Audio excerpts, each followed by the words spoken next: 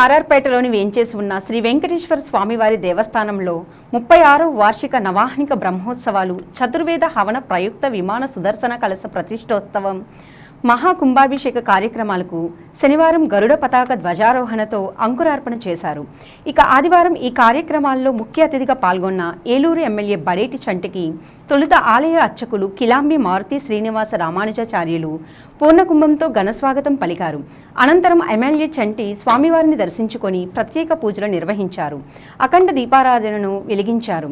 ఈ సందర్భంగా ఎమ్మెల్యే బడేటి చంటి మాట్లాడుతూ 36 ఏళ్లకు ఒకసారి జరిగే అద్భుత క్రతువులో తాను భాగస్వామి అయ్యేందుకు కారకులైన ప్రతి ఒక్కరికి ధన్యవాదాలు తెలిపారు.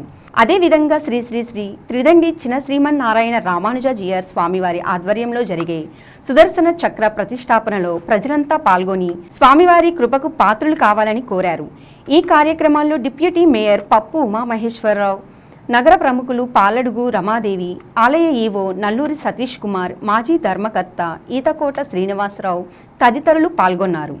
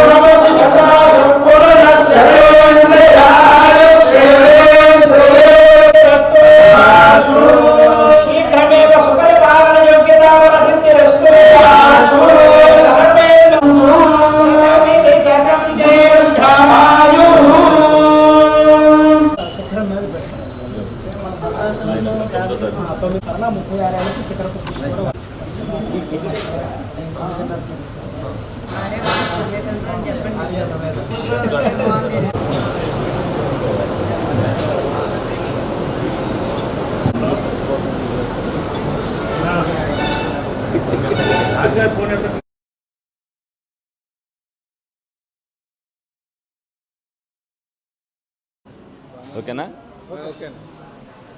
ఈ రోజున ఏలూరు రామచంద్రరావుపేటలో ఉన్న వెంకటేశ్వర స్వామి ఆలయంలో త్రిపుష్కర వైశాఖ మాస బ్రహ్మోత్సవాలు ప్రారంభమవుతున్నాయి.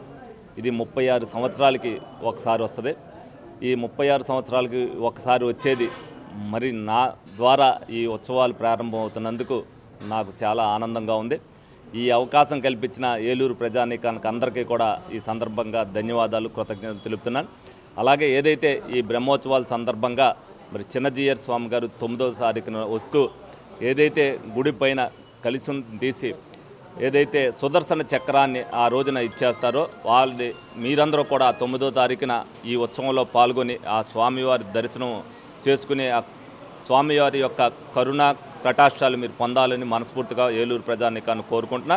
తప్పనిసరిగా ఈ అవకాశం అందరికీ రాదు. 36 సంవత్సరాలకి ఒకసారి వచ్చే పండుగ లాంటిది దీన్ని. ఈ పండుగలో ప్రతి ఒక్కరు కూడా ఏలూరు ప్రజానీకం అంతా కూడా ఈ వెంకటేశ్వర స్వామిని దర్శించుకోవాలని మనస్ఫూర్తిగా కోరుకుంటున్నాను.